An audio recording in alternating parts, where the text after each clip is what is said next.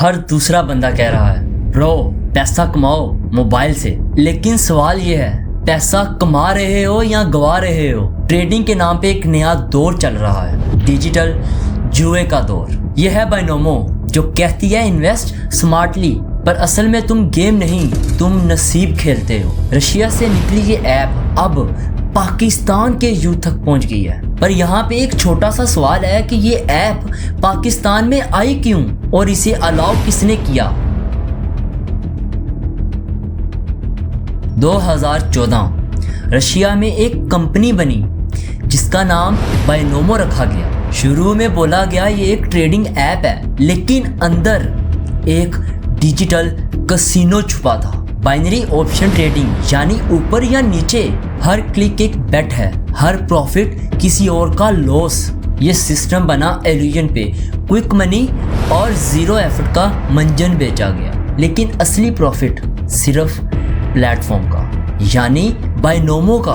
तुम जितना लॉस करते हो प्लेटफॉर्म उतना प्रॉफिट कमाता है, और शायद उससे भी ज्यादा। एक साइलेंट कसिनो जो मोबाइल ऐप के जरिए दुनिया भर में फैल गया। रशिया के बाद बाइनोमो ने डेवलपिंग और लो इनकम कंट्रीज पर निगाह रखी, लेकिन क्यों?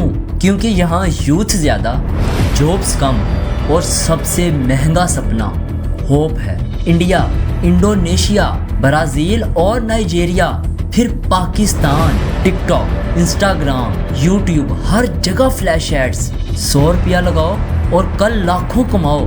हर यूट्यूबर, हर इन्फ्लुएंसर ने एक ही सपना बेचा, बाइनोमो डाउनलोड करो और इजी पैसा बनाओ।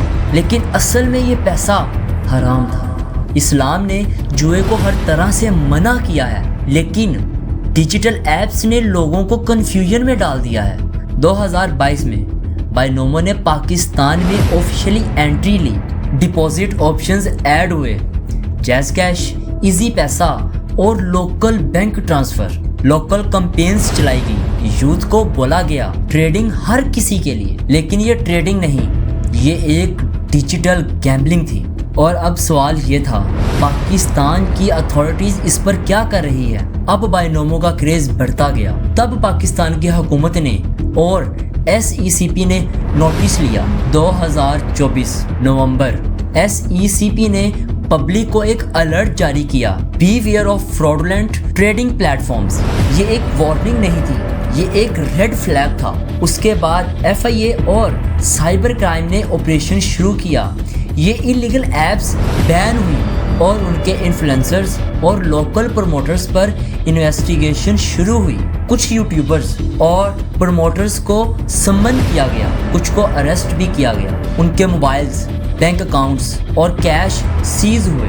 SECP ने दर्जनों अनऑथराइज्ड कंपनीज की लिस्ट जारी की। पार्लियामेंट के अंदर एक सवाल उठा, क्या पाकिस्तान की यूथ को डिजिटल गैम्बलिंग के आसरे छोड़ देना चाहिए? लेकिन एक्शन जितना लेना चाहिए था उतना हुआ नहीं। ऑफशोर कंपनीज ने अपनी बेस हिडन रखी और लोकल प्रमोटर्स ने नए नामों से वापस कैंपेन स्टार्ट कर दी। बाइनोमो के सिस्टम के अंदर एल्गोरिदम तुम्हारे अगेंस्ट सेट होता है। जब तुम प्रॉफिट करते हो सिस्टम तुम्हारा डाटा सीख लेता है। जैसे ही तुम दोबारा ट्रेड करते हो एल्गोरिदम तुम्हें हराने के लिए अपनी डायरेक्शन चेंज करता है। मतलब तुम जितना कॉन्फिडेंट होते जाते हो तुम उतना ही नुकसान में घुसते चले जाते हो। ये साइकोलॉजिकल मैनिपुलेशन है। रिवार्ड और लॉस के बीच में फंसा हुआ एक इंसान।